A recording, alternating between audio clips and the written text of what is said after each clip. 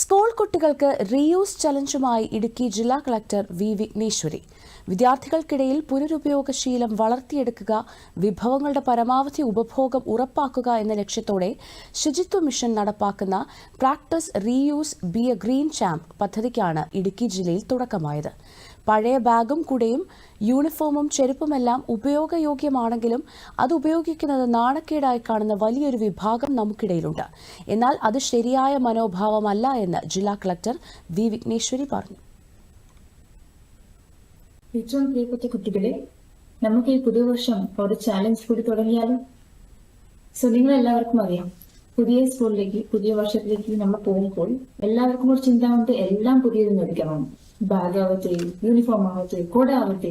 പക്ഷേ നിങ്ങൾക്ക് നിങ്ങളുടെ കഴിഞ്ഞ വർഷം ഉപയോഗിച്ച ബാഗ്, കുട, വാട്ടർ ബോട്ടിൽ, ലഞ്ച് ബോക്സ് എല്ലാം പുനരുപയോഗിക്കാൻ പറ്റുമെങ്കിൽ അത് ഉപയോഗിച്ച് നിങ്ങളൊരു ഗ്രീൻ ചാമ്പ് ആവാൻ പറ്റും.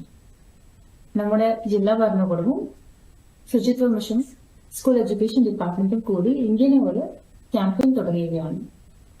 അതുവഴി നിങ്ങൾക്ക് കഴിഞ്ഞ വർഷം ഉപയോഗിച്ച സാധനങ്ങൾ തിരിച്ച് ഉപയോഗിക്കുന്ന കുട്ടികൾക്ക് ഒരു സർട്ടിഫിക്കറ്റ് നൽകും.